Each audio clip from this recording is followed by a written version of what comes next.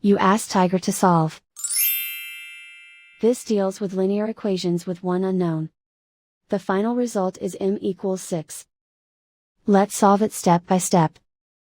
Simplify the expression. Combine like terms. Group all m terms on the left side of the equation. Subtract 2m from both sides. Simplify the arithmetic. Group like terms. Simplify the arithmetic. Convert the m into a positive number. Multiply both sides by -1.